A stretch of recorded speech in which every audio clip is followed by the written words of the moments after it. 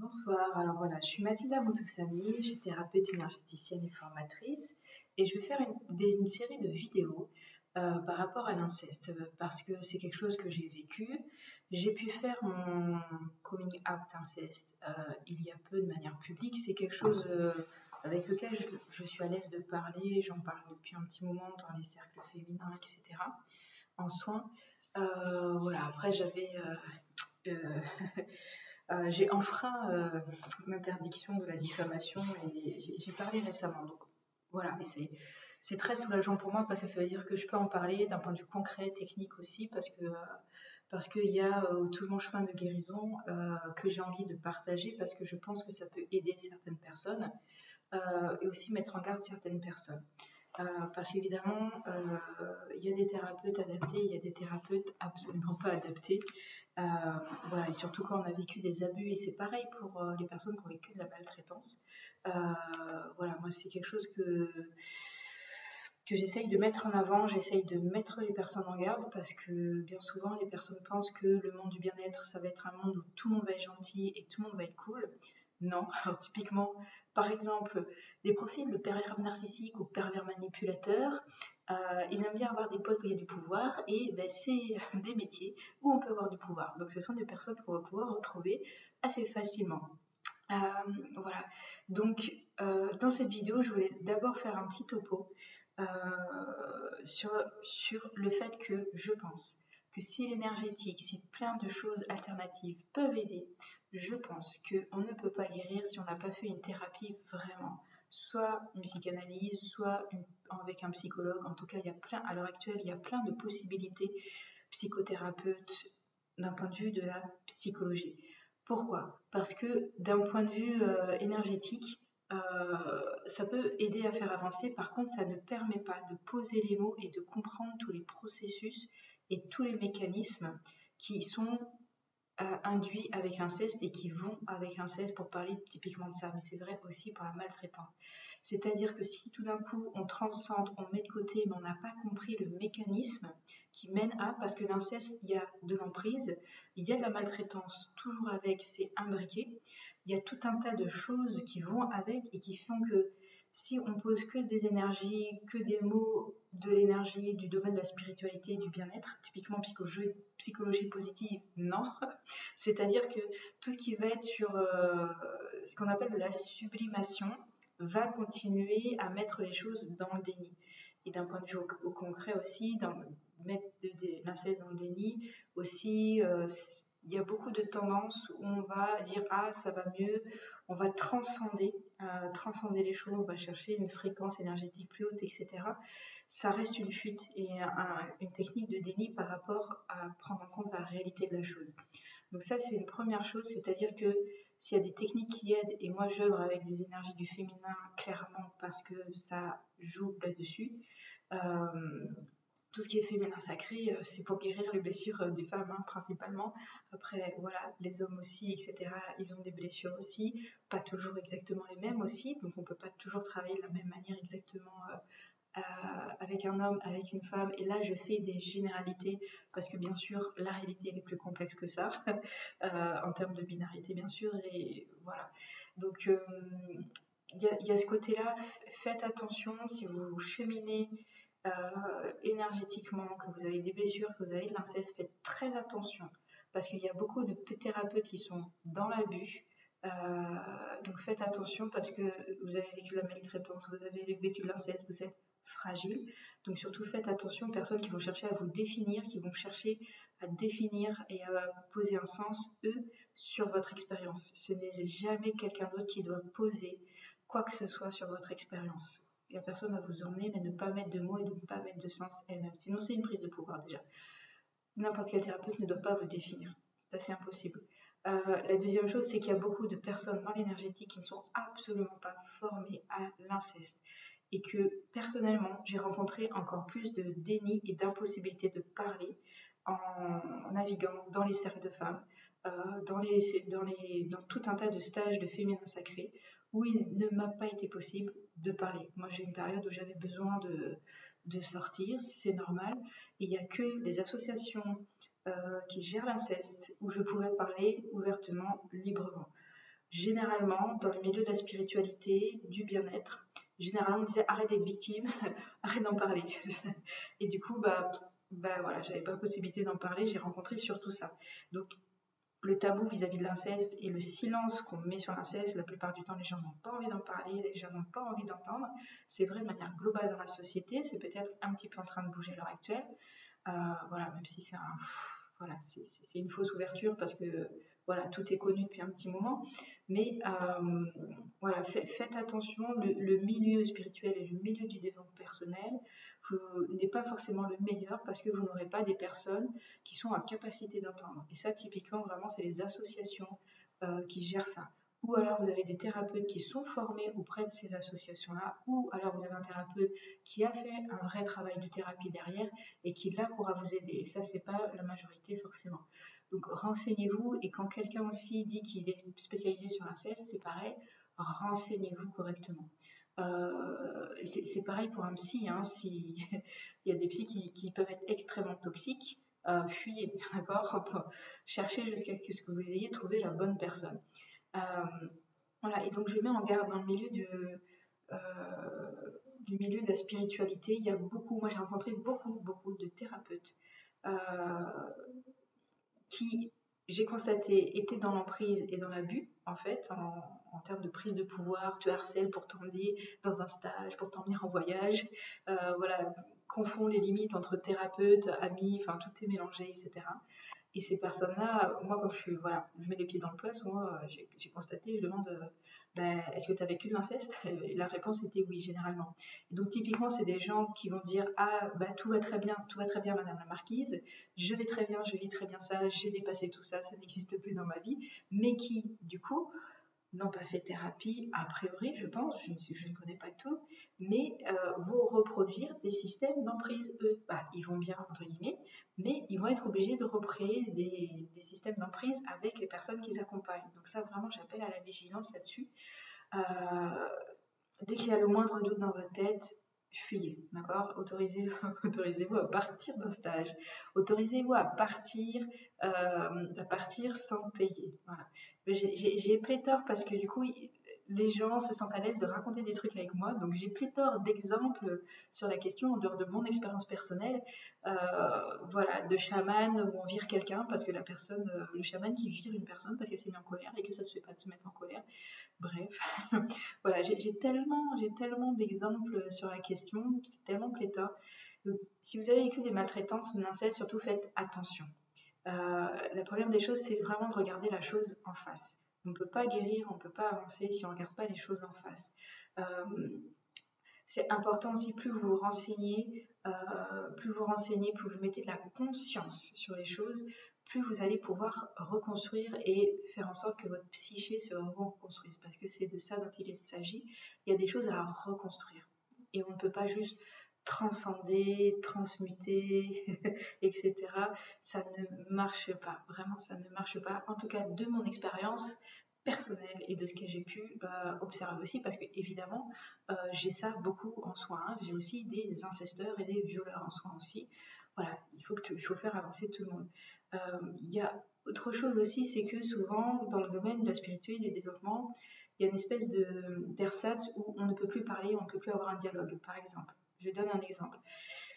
Je dis à une collègue, oui, mais là, ce que tu dis sur le féminin et le masculin sacré, comme quoi c'est aux femmes de se prendre en charge, c'est peut-être un petit peu difficile parce que la réalité de ce monde-là, c'est qu'on vit dans un patriarcat, les femmes sont maltraitées, les femmes sont violées, les femmes sont mal payées, etc. C'est une réalité, je parle de la réalité. Et la personne me renvoie seulement à mes blessures, me dit, ah, mais voilà, fais attention à tes blessures, puis finit par, voilà, zapper. Alors, typiquement, déni à fond. Incapacité d'une part du thérapeute d'entendre des discours d'inceste et surtout des lignes à la réalité. Il y a des structures sociétales dans lesquelles on vit. Alors la spiritualité, oui, mais si c'est pour ne pas prendre en considération le réel, le monde réel dans lequel il vit, oui, qui n'est pas parfait, voilà, vous pourrez pas apporter guérison et compréhension pour comprendre aussi tout ce qui se passe ici, en fait, tout ce qui se passe autour, etc. Et ça me paraît vraiment intéressant. Bien sûr, tout le cheminement du féminin sacré, personnellement, ça m'a beaucoup aidé. Je le transmets, voilà, j'accompagne beaucoup les femmes aussi, les femmes et les hommes avec ça. Et c'est pareil, ça aide aussi beaucoup, hein. Et plus les personnes sont dans la négation de la gravité de la situation, plus ils nient et plus peut-être qu'ils vont plus ou moins bien, généralement pas super bien. Euh, et plus aussi, voilà, ils peuvent reproduire des choses super toxiques. Je connais un homme, c'est pareil, qui est en mode déni vis-à-vis d'inceste qu'il a vécu. Et c'est un homme qui est masseur en Ayurveda. Et du coup, moi, voilà, je connais un petit peu le contexte. Je sais que cette personne-là, du coup, n'a pas bien identifié le truc. Et dans le déni, du coup, n'a pas identifié tout le processus, tout le mécanisme, etc. Donc, c'est quelqu'un qui n'a pas intégré la notion de limite, la notion de bienveillance, parce qu'il n'a pas compris qu'il a vécu de la maltraitance, etc. Et ça, c'est problématique quand on masse quelqu'un, quand on n'a pas des limites clair par rapport à soi-même, ça veut dire que ça peut être vite dans du flou vis-à-vis d'autrui, ça peut être très problématique en fait. Donc d'où la nécessité primordiale, essentielle, parce que souvent aussi quand on commence à aller dans l'énergétique, souvent on a l'envie de devenir accompagnant, accompagnante, quel que soit le terme, hein, thérapeute, énergéticien, magnétiseur, etc. Mais ce qui me semble essentiel, la première des responsabilités, c'est d'être au clair avec soi-même et d'être en conscience avec soi-même. Et ça, si vous avez vécu des choses difficiles, je pense qu'on ne peut pas faire difficile, vraiment, voilà, de l'ordre de l'inceste, de viol, de trauma important. Je pense on ne peut pas faire l'impasse sur une vraie thérapie d'un point de vue psy, hein. Et pas que d'un point de vue énergétique, où on va transcender, même que ce soit un chamanisme, etc. Parce que dans le chamanisme, c'est pareil, moi j'en parle, quitte à me faire taper sur les genoux. Les chamanismes à l'heure actuelle, ils ont réémergé de sociétés qui sont super brutalisées, super maltraitées. Donc voilà, il y a des gens qui font du très bon travail, mais attention, voilà, tout le monde n'a pas cette notion de conscience et de retour sur soi. Et il y a plein de cultures où la notion de bien et mal, ce n'est pas du tout la même que dans la culture occidentale.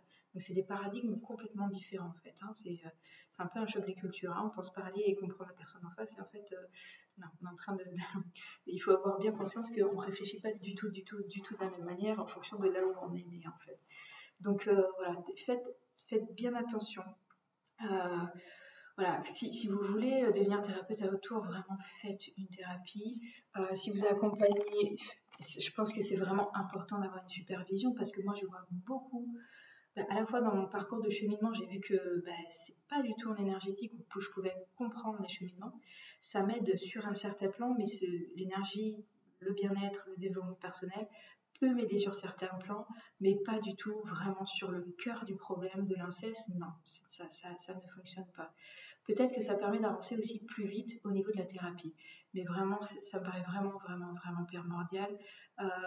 Et si quelqu'un qui vous dit non, les psychologues ça sert à rien ou ça ne va pas t'aider à guérir, non, je suis pas du tout d'accord. Alors oui, effectivement, du côté des psychiatres, il faut faire attention parce qu'ils ont tendance, ils sont formés à donner que des médicaments, mais il y a des psychiatres qui font de la psychanalyse et qui peuvent avancer correctement. Il faut les chercher, renseignez-vous, vous pouvez trouver autour de vous, si vous en avez besoin, ces personnes-là ressources. Euh, et il y a une autre chose aussi il y a plein, en fait, il y a plein de discours dans la spiritualité qui sont hyper toxiques par rapport à ça. C'est-à-dire que moi, ça fait des années, et du coup, j'en parle plus ou moins, que j'observe un petit peu tout le milieu et tous les discours et les systèmes de croyances qui naviguent dans le milieu de la spiritualité et que je trouve extrêmement, extrêmement dangereux, hein. Par exemple, le tout est juste. Le tout est juste, oui, mais non. D'un point de vue concret, matériel, c'est pareil, c'est un déni de la réalité. La réalité, qu'est-ce qu'elle est? Il y a des lois, il y a des lois, il y a des choses qui se font, il y a des choses qui ne se font pas, il y a des choses criminelles, etc. Donc, il y a un moment, si on vient s'incarner et qu'on n'est pas capable de prendre à bras le corps la réalité, de vivre pleinement avec les problèmes qui sont là, avec la dualité, euh, moi, je pense que si effectivement, je pars toujours au conditionnel parce qu'on ne peut pas être sûr, si on a effectivement une âme et qu'on vient s'incarner, je vois pas pourquoi ça serait pour en sortir directement du système. Si on s'incarne, c'est pour vraiment prendre un bras le corps tout ce qui se vit ici, d'accord, quelle qu'en soit la réalité dure, extrêmement dure, extrêmement dur, hein. Moi, ce que je considère que c'est un enfer ce que j'ai vécu dans l'enfance. Et le, mais voilà, tout n'est pas juste, non. Et alors, du coup, vous pouvez avoir, si vous faites attention, moi j'ai eu ce discours-là une fois. J'arrive, je suis super pas bien, je demande un soin en urgence parce que ça va pas et je cherche une branche à laquelle m'accrocher. Euh, c'est un week-end, le psy n'est pas dispo, voilà, il n'est pas joignable. Donc, bref, je trouve quelqu'un voilà, pour me soigner en énergétique. Et la personne, elle commence en disant oui, mais si tu as été violée, c'est parce que tu as violé toi dans d'autres vies. Et alors, bon, ouais, je suis capable d'en rire au jour d'aujourd'hui. Mais du coup, moi, j'ai arrêté la séance, déjà aussi parce que énergétiquement, que je sentais, ça me disait non, non, non, ça va pas du tout. Euh, et du coup, parce que moi, je considère que c'est du même acabit que quand quelqu'un, une femme violée, va au commissariat et qu'on lui dit oui, mais tu n'avais qu'à pas porter de jupe, hein, c'est des cas concrets qui, heureusement, on arrivent de moins en moins, mais qui, par exemple, pour les femmes en Égypte, c'est le discours qu'on leur sort quand elles essayent de porter plainte généralement à la police, globalement et grosso modo. Et pour donner un exemple, et ce truc de tout est juste, non, il y a des choses qui ne sont pas tolérables, il y a une justice dans ce pays qui fonctionne plus ou moins bien, oui, il y a des choses qui sont à dénoncer, il y a des choses auxquelles il faut dire non, en fait. C'est si on a du pouvoir, si on a maîtrise, voilà, et quoi que ce soit qui ait pu se passer dans les vies antérieures, ça ne justifie pas quoi que ce soit. Bah, après, ça ouvre une autre discussion sur le karma, est-ce qu'il y a vraiment du karma, etc. Est-ce que s'il y a bien des vies antérieures, est-ce qu'on doit rejouer certaines choses ou pas? Je referai peut-être une vidéo là-dessus parce que j'ai besoin de me documenter de manière plus claire. Mais de la même manière que les castes sont une création à un moment donné, de la même manière que la Bible, et je m'excuse pour les des catholiques qui écrivent, mais d'un point de vue historique, la Bible a été créée à un moment donné pour justifier un pouvoir d'État, ou peut-être réécrit, peut-être qu'il y avait déjà une version de cette histoire-là avant, mais la Bible qui nous est transmise, à un moment donné, il y a une demande d'un État dans ce qui était à la Palestine à l'époque, le royaume de Juda, qui a demandé vraiment, il y avait beaucoup de discours de légitimation, on crée des mythes en fait pour justifier un certain pouvoir. Du côté de Rome, c'est l'histoire de Rémus et Romulus, la louve qui allait, si vous vous rappelez de ces histoires-là. Bref, je vais faire ma parenthèse, je ne vais pas rentrer là-dessus. Mais du coup, voilà, gros questionnement personnel sur, voilà, est-ce que le karma, à un moment donné, c'est pas une création et ou l'autre question, c'est est-ce qu'on comprend bien en Occident le karma? Et c'est pareil, il faut que je creuse la question parce que c'est pareil, moi j'ai navigué dans le bouddhisme en Asie. Le bouddhisme que vit en asiatique, ce n'est pas le même bouddhisme qui est enseigné en Occident, ce n'est pas la même chose. Ce sont des pensées philosophiques plutôt que des religions qui s'adaptent. Donc il y a des choses qui sont voilà, adaptées en termes de concept parce que il y a des fois c'est tellement difficile à traduire. Voilà, bref, qu'on peut faire parfois un petit peu des amalgames. Donc voilà, notion de karma, à prendre un petit peu à la légère et aussi vraiment n'acceptez pas qu'on vous dise oui, mais c'est parce que tu as vécu ça, parce que c'est une négation. Déjà, un thérapeute qui n'est pas en capacité de vous écouter quand on a vécu des choses difficiles, quelle que soit la chose difficile, la première chose dont on a besoin, c'est d'être écouté et entendu. Donc un thérapeute qui vite va vous basculer, vous dire ouais, mais qui va pas laisser la porte ouverte à vous écouter, il va vite basculer pour mettre une explication j'ai envie de dire foireuse dessus. Voilà, ça ne peut que en plus réactiver le trauma parce que on ne vous écoute pas. Et dans l'inceste particulièrement, c'est très difficile de parler et la loi du silence et l'empêchement à parler est quelque chose de très très très important. Donc quelqu'un qui ne va pas vous entendre et va vous mettre des espèces d'explications comme ça, non, ça ne peut que vous faire du mal en fait au final. Voilà. Donc si j'étais allée voir cette thérapeute, elle me sort oui, mais c'est parce que tu as violé dans d'autres vies que voilà. Il se trouve que moi, si les autres vies existent bien, j'en ai conscience, j'ai pas besoin de protocole pour chercher, j'ai pas besoin de quelqu'un d'autre d'extérieur pour me les raconter. Et que après moi, non, j'ai fait des trucs condamnables peut-être ou qu'on peut juger mal dans certaines époques, mais pas ça. Du coup, je suis pas concernée directement par des choses comme ça. Et du coup, la personne, comme je suis partie, j'ai demandé à arrêter parce que je le sentais pas. La personne s'est beaucoup énervée contre moi après. Elle a déchargé. oui, on me veut toujours du mal et tout. Enfin, voilà, bref, je me rappelle plus exactement, hein. Mais ouais, du coup, donc, du coup, je suis arrivée, j'étais pas bien. Je suis repartie, j'ai essayé de rester calme, posée, j'étais pas mieux en repartant. J'ai j'ai dû aller chercher d'autres ressources. Et du coup, les échanges avec elle, après, ont été encore plus déstabilisants pour moi, alors que j'étais déjà mal, en fait, au départ. J'ai su après que cette personne a vécu l'inceste et c'est pareil, elle est dans bah c'est pas grave, c'est fait et puis voilà. Du coup, donc voilà, ça fait partie typiquement d'exemples concrets de personnes qui voilà, elles sont dans des processus de sublimation. Euh, voilà, là j'utilise un terme, je suis pas psy, j'utilise un terme là qui relève plutôt de la psychologie et j'ai pas fait de formation là-dessus, c'est plutôt voilà le résultat de moi, mon parcours où j'ai dû apprendre en fait tous ces termes-là. Et du coup, mais le fait d'être dans le déni ne permet pas de guérir, de prendre conscience de tout.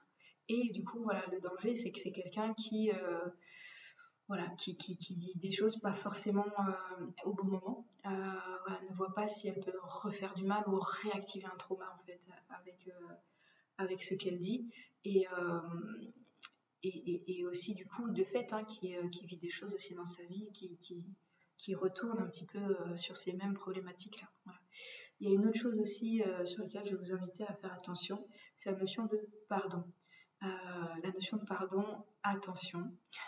Alors c'est pas moi qui le dis, il y a des gens, il y a des gens très intelligents qui ont fait des livres, des études, etc. dessus. Le pardon ne guérit pas.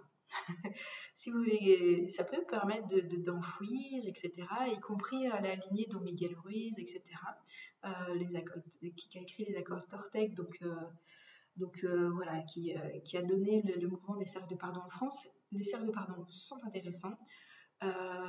Pour une thématique d'inceste, pour une thématique de maltraitance, c'est intéressant. C'est une expérience riche qui va vous apporter, mais qui ne va pas vous guérir. Pareil, on ne va pas arriver jusqu'ici. Alors la référence intéressante, c'est le livre d'Alice Miller qui s'appelle Notre corps ne ment jamais, où elle explique dans ce livre-là que la notion de pardon est vraiment intrinsèquement et totalement liée à la pensée chrétienne. Et que le pardon dans la Bible est extrêmement lié à ce qu'on appelle un commandement, c'est-à-dire tu honoreras ton père et ta mère. Alors, je ne peux pas vous résumer le livre, c'est complexe, il faut pouvoir le lire, mais c'est-à-dire que le pardon, c'est quelque chose de très judéo-chrétien, qui est lié au fait qu'on ne peut pas accuser, se défendre et se couper de sa famille, et donc notamment du père et de la mère. Et la notion de pardon, il naît dans ce contexte-là. Il est extrêmement lié à cet interdit judéo-chrétien de pouvoir rompre avec sa famille, de pouvoir remettre en question ses parents, en fait, hein, et de pas les entretenir toute la vie, de pas pouvoir couper le lien quand ce lien il est mauvais, malsain, voire dangereux, hein, de l'ordre de la mise en danger. Donc voilà, le pardon, on pourra en parler pendant longtemps, mais voilà, faites vos recherches par vous-même. Il y a plein d'informations sur Internet à l'heure actuelle, mais faites attention à cette notion de pardon. Euh, Techniquement, ça ne permet pas de guérir si vous avez vécu des choses très difficiles. Euh, alors c'est pareil, du coup, on parle beaucoup du triangle de bourreau, sauveur, victime dans le monde du bien-être, de la spiritualité. Et de mon expérience, de ce que j'observe, les personnes qui vont bien, sans qu'il y ait des dénis de réalité ou de sublimation, ce sont des personnes qui ont accueilli pleinement et totalement leur rôle de victime. Rôle de victime d'avoir subi quelque chose. Quand on est enfant, on n'est pas responsable. À aucun moment, on est responsable de ce qu'on vit. Les adultes sont censés être responsables, pas les enfants. Et donc du coup, et parce que du coup, on peut dire non, il ne faut pas que je reste dans la posture de victime, mais il y a un moment, il faut la reconnaître. Il faut la reconnaître que, ok, j'ai subi quelque chose, c'est-à-dire c'est une reconnaissance, la reconnaissance de l'abus, la reconnaissance de la réalité en fait. C'est un passage qui est primordial et important. Voilà, et encore, je ne suis pas psy, hein. Je partage mon expérience et mon expérience d'un point de vue aussi thérapeute énergétique, hein, d'accord. Et donc voilà, il faut passer par cette notion de victime. À un moment, il faut reconnaître qu'on a été victime de quelque chose. Parce que c'est pareil, moi, dans mon cheminement, on m'a souvent dit non, mais sors de ton statut de victime, non, mais ne sois plus victime, etc. Et c'est extrêmement violent. C'est extrêmement violent. Si vous êtes thérapeute et que vous m'écoutez, c'est extrêmement violent. Quelqu'un qui a vécu des choses terribles, qu'on a empêché de parler. C'est très très difficile de parler. Il y a des gens qui ne parlent jamais du toute une vie. Il y a des gens qui attendent 20, 30, 40 ans pour parler, parce que c'est très compliqué de parler de tout ça. Euh, et quand on parle, on dit non, mais tu es victime, enfin, arrête de parler en termes de victime, mais dans le sens négatif du terme, c'est-à-dire arrête d'être coincé dans ce mode-là et que tu ne peux pas reprendre ton pouvoir. On est obligé de passer à un moment donné où on reconnaît qu'on a vécu quelque chose en fait. C'est des choses différentes. Il faut faire attention aux termes. Voilà. Sans parler du triangle bourreux sauveur victime, il y a un moment donné, en sortant de ce vocabulaire-là, de cette thématique-là, reconnaître qu'on a vécu quelque chose qui était difficile, qui a pu impacter tout un tas de parties de nous, qui a pu définir aussi qui l'on est au final, en fait, parce que tous les mécanismes de défense, tous les mécanismes de fuite qu'on met en place pour vivre avec, du coup,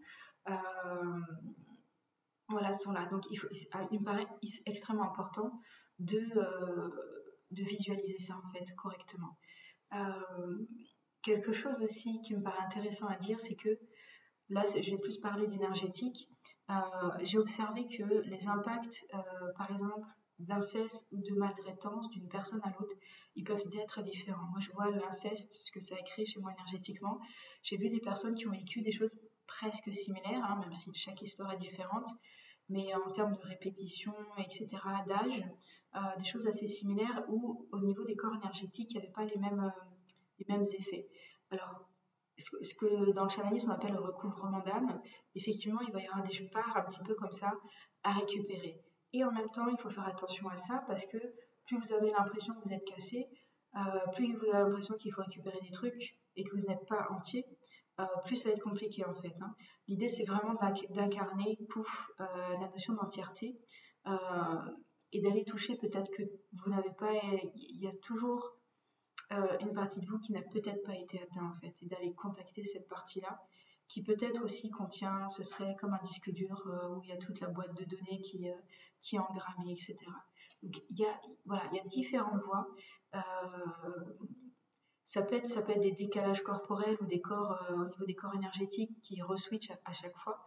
J'ai pu observer ça, des chakras sacrés ou racines qui sont explosés, mais vraiment vraiment explosés pour les personnes qui sont clairvoyantes, qui peuvent, ou les personnes qui sentent avec les mains, ou les personnes clairvoyantes qui peuvent voir les chakras directement.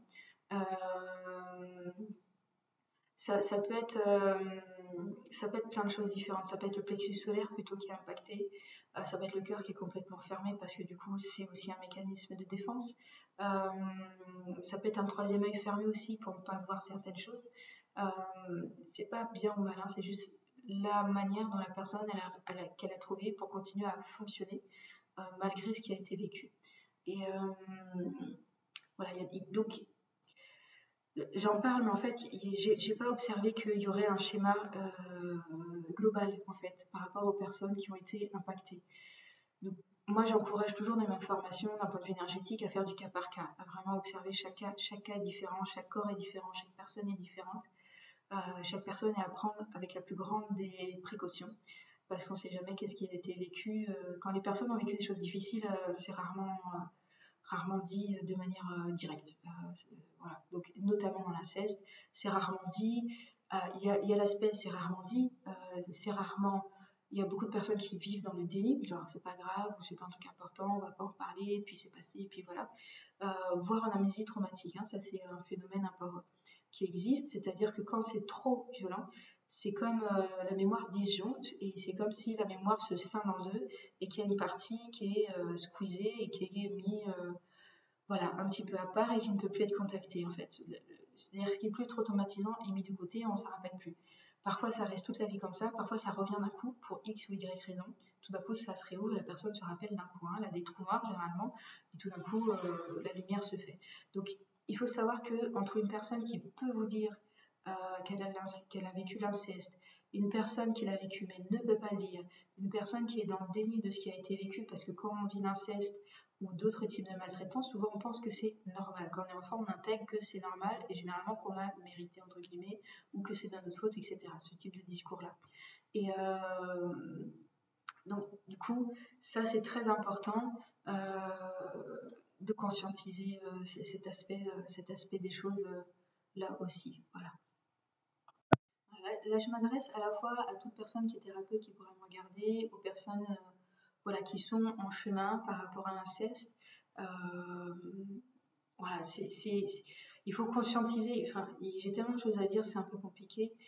Pour les personnes qui accompagnent les autres, c'est vraiment, si vous constatez que vous avez des personnes violées, traumatisées, etc., c'est hyper important d'aller comprendre quels sont les mécanismes. Entre le viol et l'inceste, les mécanismes, ils sont assez différents. Donc, il faut pouvoir se renseigner là-dessus, comprendre le trauma, comprendre le syndrome post-traumatique, parce que, en dehors de l'aspect énergétique des choses, il faut pouvoir accueillir les personnes, ne pas leur dire n'importe quoi pour ne pas réactiver les traumas, pour ne pas rejouer encore des abus sur les personnes, quelles que soient vos intentions. Hein, il faut faire très très attention.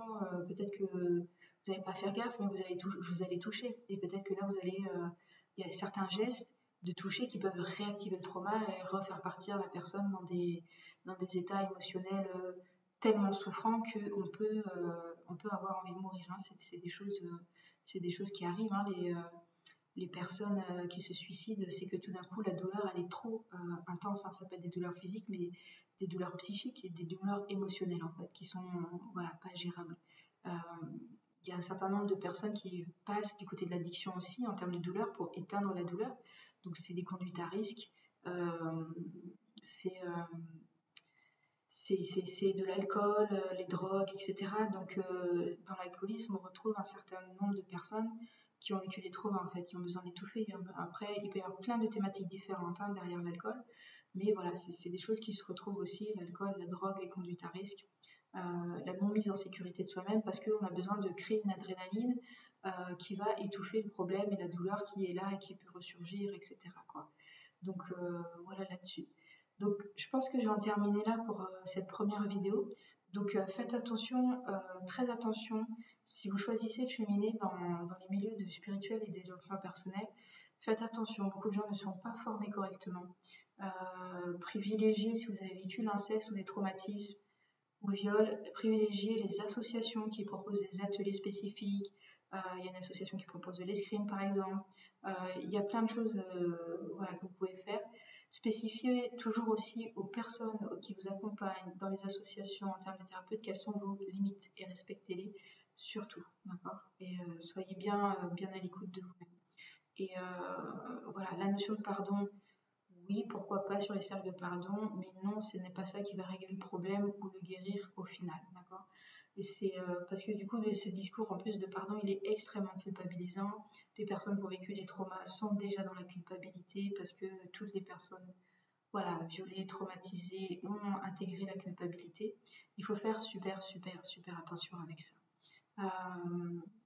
Voilà, et voilà, que vous soyez accompagnant en énergétique, accompagnant dans le milieu spirituel, que vous soyez personne qui a vécu un trauma, un inceste, que vous avez besoin d'avancer. Moi, mon conseil personnel, et qui n'est que mon conseil, mais c'est vraiment faites une vraie thérapie avec un psychologue qui est formé là-dessus. Voilà, ou psychanalyse aussi.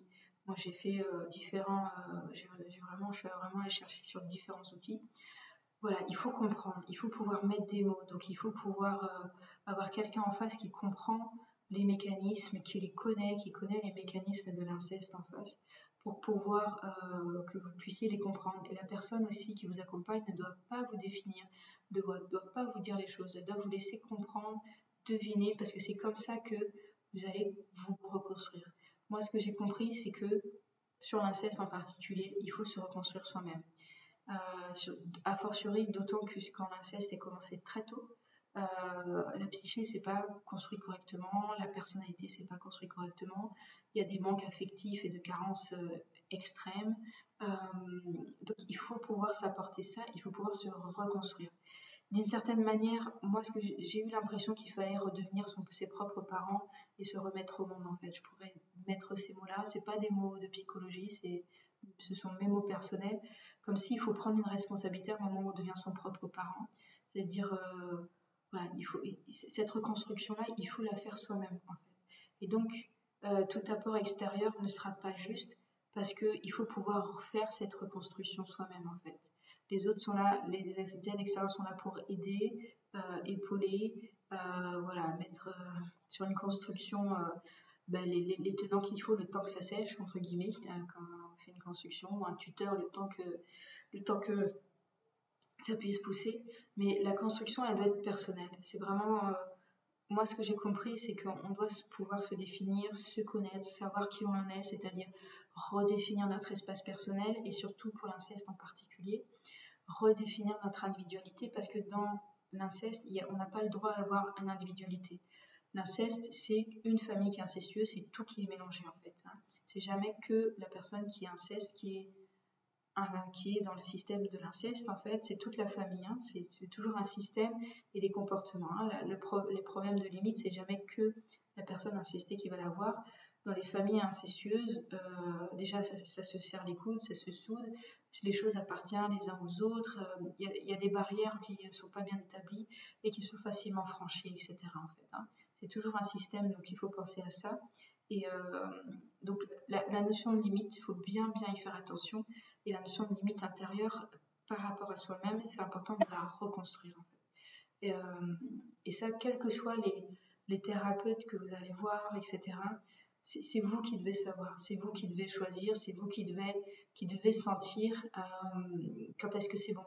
Oui, bien sûr, il y a des résistances intérieures, c'est vrai, mais à mon sens, elles sont à respecter parce que quand il y a une résistance, ça sert à rien de continuer avec quelqu'un parce que ça va pas avancer, ça va bloquer, etc. Et peut-être que, oui, peut-être que la résistance, elle est de votre côté, mais voilà, elle est à prendre aussi en considération, elle n'est pas là pour rien dans votre système personnel et énergétique, en fait. Donc, donc évidemment, tout ce qui est de l'ordre du forcing, tout ce qui est de l'ordre on ne respecte pas totalement votre liberté à partir à tout moment, à sortir de thérapie, ce n'est pas bon, hein. Ça, c'est dans l'accompagnement, ça doit toujours être libre, ça doit toujours être vous qui choisissez. C'est vous, de toute façon, c'est vous le client, donc c'est vous qui payez, donc c'est vous qui êtes maître de la situation. Si on parle plus d'un point de vue matériel et monnaie sonnante et trébuchante, voilà, c'est vraiment cette indépendance d'être et d'esprit qu'il faut petit à petit recouvrer. Moi, dans mon cheminement, l'énergie d'Isis, c'est l'énergie féminine qui m'a le plus portée, l'énergie de Marie-Madeleine aussi à un moment donné, l'énergie de Marie. Je suis catholique, mais on va dire pas pratiquante, on va dire que ma pensée spirituelle et philosophique, elle est plus large, même si voilà, j'ai été éduquée et formée, j'ai envie de dire, à la pensée catholique également. Donc c'est vrai que j'aime aller dans les églises, et c'est vrai que à une période où c'était très difficile, j'allais prier dans les églises très souvent. Voilà, ça m'a beaucoup aidé de prier Marie. La prière m'a beaucoup aidé et ces espaces-là, c'est des espaces où j'arrivais à pleurer. Et j'ai une période de ma vie où j'avais beaucoup de mal à pleurer, à contacter tout ça. Et il n'y a que dans les églises qu'il y avait en face d'une statue de la Vierge Marie que j'arrivais à pleurer, donc à contacter mes émotions en fait au final, hein. C'est le travail il est là, d'ouvrir les choses. Donc voilà, je pense pas qu'il y a de chemin tout tracé. Moi, voilà, j'ai eu des maladies. Je pense, voilà, je peux le dire ouvertement, je pense qu'elles sont très en lien avec ce que j'ai vécu en termes d'inceste et de maltraitance globale, psychologique, émotionnelle et physique que j'ai vécu dans l'enfance. Et moi, ce que j'ai compris, c'est que c'est vraiment chaque maladie est différente. Et donc, je pense que chaque chemin de guérison est différent. Moi, ce que je peux dire, c'est de se faire confiance. À chaque fois que je me suis fait confiance, voilà, c'est là où ça pouvait avancer. D'un point de vue spirituel, j'ai suivi les signes. Les signes m'ont beaucoup emmené, même si parfois ça a été des passages un petit peu difficiles. Il faut savoir dire non aussi. Il faut savoir dire non aussi au niveau énergétique, quand il y a des choses qui viennent et voilà, qui peuvent être un peu difficiles ou challengeantes. Ne pas confondre aussi comment expliquer ça, différencier les sensations énergétiques, les appels et l'intuition, parce que c'est quelque chose qui a pu m'arriver. J'ai pu mélanger parfois des choses qui étaient plutôt de l'ordre de réactivation de l'abus, en fait, sur du relationnel. Parce qu'évidemment, mon relationnel avec les hommes, j'ai attiré beaucoup d'hommes qui m'ont abusé, évidemment. Et, un certain nombre de thérapeutes, bien sûr. Voilà, il y en a, et ils en fait plus. Enfin voilà, quand on discute entre femmes qui font des tas de victimes, bref, et voilà, qui se présentent comme des hommes dans le développement personnel, et c'est des mecs qui considèrent, qui sont un peu dans le droit de cuissage, c'est-à-dire t'es ma copine, j'ai le droit de baiser quand je veux. Hein. Ça, c'est des choses assez courantes. Ça, c'est mon expérience, et comme je soigne les femmes aussi, j'entends tout un tas de. Je recueille tout un tas de confidences. Et donc, voilà, il y a tout un. Très attention, il y a des gens très bien, mais vraiment méfiez-vous. Hein. Il y a des mecs qui sont là. Il y a des mecs qui sont là dans le développement personnel pour choper. Hein. Ça, c'est clair. Faites super attention, et qui sont pas du tout alignés, hein, qui sont vraiment pas du tout alignés, qui sont dans la déconstruction, qui vont vous rabaisser, qui vont sentir qu'il y a une faille et qui vont plonger à fond dedans. Moi, je l'ai expérimenté, je l'ai vu faire aussi. Il y a des gens très connus. Enfin bref, j'ai appris des choses. Voilà. Je pense que j'ai déjà assez balancé ces derniers temps. Je vais arrêter sur. Je ne vais pas donner de nom. Mais voilà, soyons en vigilance. Je pense qu'entre femmes, parce que c'est les femmes qui sont. Bien sûr qu'il peut y avoir des femmes qui abusent. Hein. Moi, la personne qui a failli avoir ma peau l'été dernier, c'est une femme. Bien sûr qu'il y a des femmes qui sont dans l'abus, dans le milieu des thérapeutes, mais voilà, la majorité, c'est un fait, ce sont des hommes. Hein. Les statistiques sont là, dans la société civile aussi. Hein. Les faits sont là, c'est la majorité, ce sont des hommes. C'est un fait, voilà, c'est un fait, c'est une statistique, c'est la réalité. Et voilà. Et peut-être aussi une autre chose, c'est qu'en spiritualité, on s'intéresse beaucoup aux autres mondes, aux multidimensions, etc. C'est la mode de l'hypnose régressive quantique et spirituelle, tout ça, tout ça. Moi, je me dis peut-être qu'il y a des combats autres à mener, qu'il y a des choses plus, il y a peut-être des choses plus importantes auxquelles gérer. Voilà, des choses comme ça, par exemple, l'inceste, le viol, la condition féminine, c'est des choses qui sont hyper importantes. Les dérives pour les personnes musulmanes à l'heure actuelle qui sont stigmatisées d'islamistes, extrémistes directement, la fin dans le monde, certaines maladies, etc. Tout un tas de choses, la démocratie qui ne fonctionne pas dans notre pays à l'heure actuelle. Voilà, il y a des combats, il y a des engagements. Est-ce qu'on est là pour pouvoir s'occuper de la multidimension? Est-ce qu'on est là pour vivre pleinement ce qui se passe là? Même si, oui, c'est pas forcément évident, ça demande des choix, des positionnements, voilà, et d'incarner pleinement les choses ici. Voilà. Donc, je vais terminer ici pour cette première vidéo. J'ai essayé de donner voilà, les données qui étaient peut-être les plus intéressantes. N'hésitez pas à mettre des commentaires si ça vous intéresse et à poser des questions en commentaire. Je vais faire d'autres vidéos sur la question parce que voilà, comme j'ai eu beaucoup de réactions, de demandes, de questionnements, de messages privés suite à mon post, voilà, ça me paraissait important de partager ce que j'ai compris, là où j'en suis. Vraiment, moi je dis toujours, il ne faut jamais croire un médium, vous devez vous croire vous-même. Donc moi, c'est pas parce que je vous parle là qu'il faut croire tout ce que je dis. Peut-être qu'il y a des choses que j'ai pas dépassées, peut-être que je suis pas complètement alignée sur certaines choses. Donc je partage avec mon cœur et ma générosité sur l'instant T parce que j'ai traversé ça, que c'était très difficile et que si je peux transmettre des aides sur le chemin pour certaines personnes, voilà, ce sera un bonheur pour moi. Et je suis émue quand je dis ça. Et je le montre pas trop, j'essaye de pas trop le montrer. Et en tout cas, voilà, c'est un message d'espoir pour les personnes qui accompagnent. Donc c'est possible d'aller mieux. Il faut travailler sur une reconstruction, trouver un thérapeute psychologique, un psycho, qui est spécialisé, qui peut vous accompagner correctement là-dessus. On sait que ce qu'on appelle les TCC, thérapies comportementaux cognitives, dans le domaine de la psychologie, c'est ce qui marche le mieux pour l'inceste et pour le viol et pour la plupart des traumas. C'est des études qui ont été faites, ça marche mieux. Moi, je ne suis pas forcément contre la psychanalyse, j'en ai fait, ça m'a apporté tout un tas de choses. J'ai fait des thérapies brèves, j'ai fait des parcours avec de la psychothérapie, enfin, j'ai vraiment exploré pas mal de choses en psychologie, dans tous ces champs de psy, dans tous les champs énergétiques. Et voilà, sachez votre propre maître à bord. Je pense que les deux ressources principales, c'est la thérapie psy, les associations qui sont spécialisées, parce que là, vous aurez la porte ouverte à la parole de manière très claire, et aussi ce sont des personnes ressources pour vous indiquer vers quelle personne est vraiment formée. Voilà. Si vous êtes thérapeute et que vous accompagnez déjà à temps plein, à temps partiel, renseignez-vous.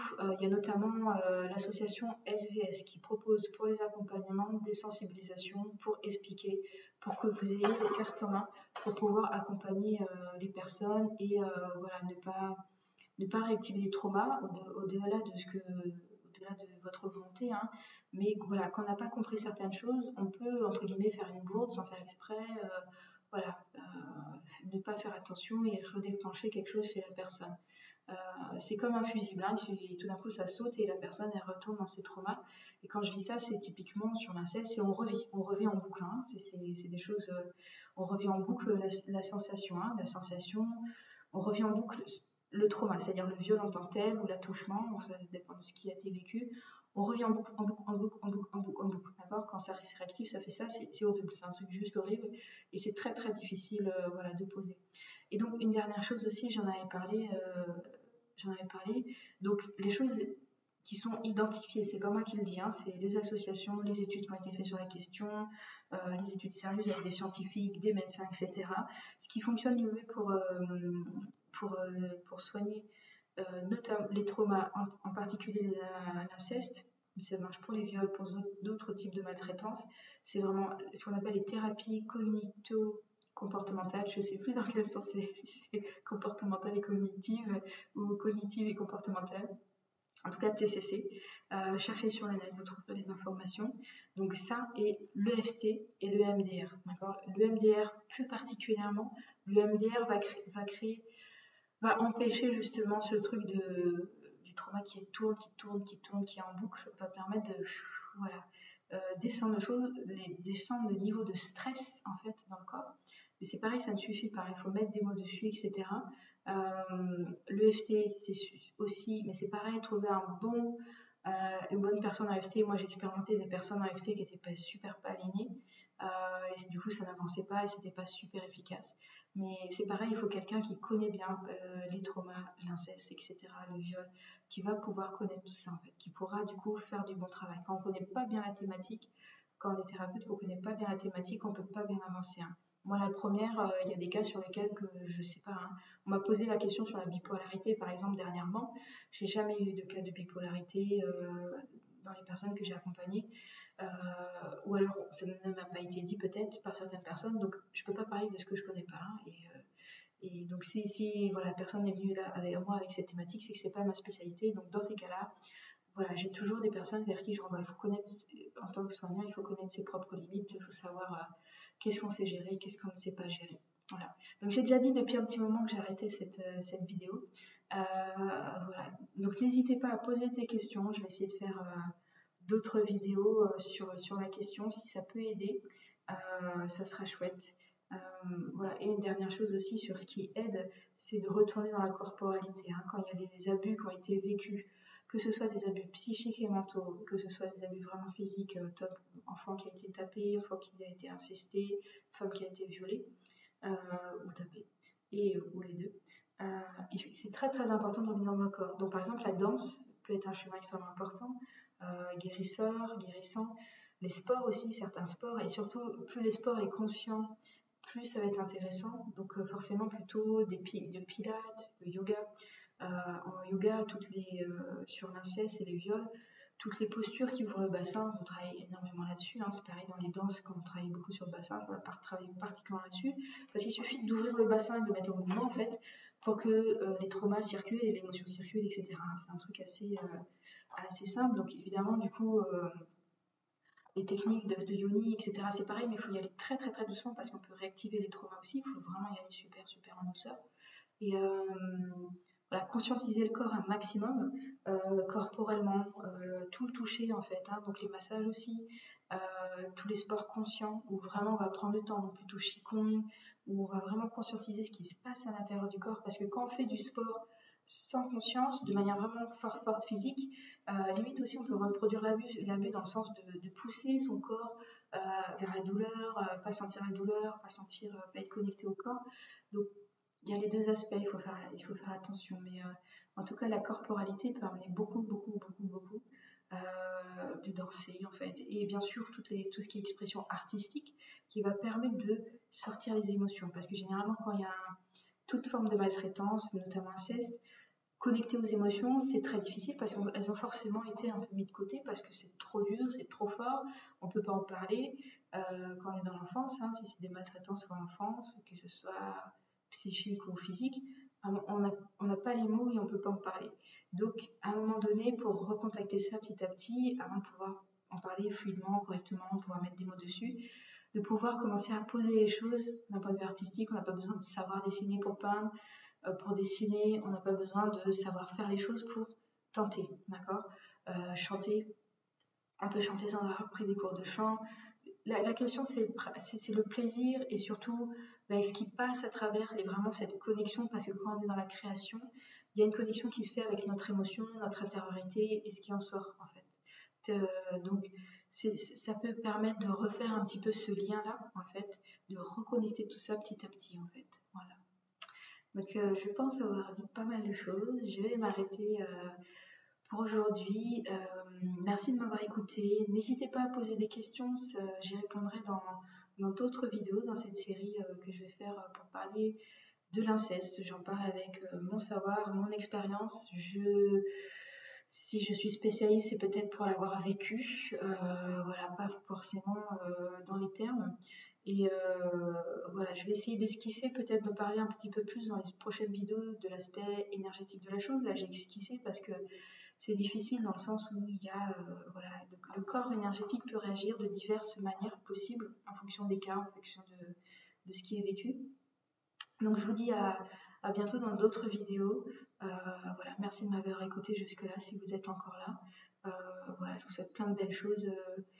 Je vous souhaite voilà, vraiment le meilleur voilà, si vous êtes concerné par cette situation, si vous avez aussi vécu des maltraitances, des incestes, des viols.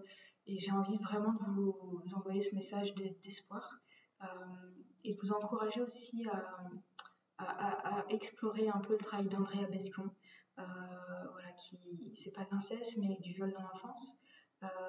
Donc son film, ça s'appelle Les Châteaux, et elle a tourné très longtemps sous forme de spectacle avec cet intitulé-là. Et je pense que c'est une personne aussi qui est assez intéressante et inspirante à voir, de voir quelqu'un qui va bien, qui a construit une famille, voilà, et puis aussi qui s'engage énormément à fond pour faire avancer la question.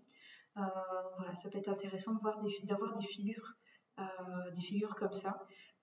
Il y a Oprah Winfrey qui est voilà, extrêmement connue, qui est là, je crois qu'elle est toujours à l'heure actuelle la femme la plus riche des États-Unis, je sais pas, enfin en tout cas voilà, elle serait pressentie par plein de gens aussi pour se présenter aux élections américaines, mais elle ne le souhaite pas. En tout cas, voilà, vraiment, c'est une figure aux États-Unis et même dans le monde vraiment très très importante qui a beaucoup participé à développer via les médias tout ce qui est technique de développement, etc. Et typiquement, voilà, c'est quelqu'un qui a vécu l'inceste et qui a très bien, on peut dire aujourd'hui, réussi sa vie brillamment, avec succès. Donc voilà, ça fait partie des personnes qui est intéressant d'observer, de regarder, qu'on a vécu des choses difficiles, qu'on est un peu dans le fond du trou, et de se dire, ok, parce que sans comparaison, de dire ok, c'est juste savoir que c'est possible d'avoir des figures auxquelles on peut s'identifier un petit peu et qui peuvent nous aider à dire ouais, ok, je vais pouvoir, il y a une solution quelque part, je vais pouvoir la trouver et je vais pouvoir y arriver. Voilà, je vous dis au revoir, prenez bien soin de vous.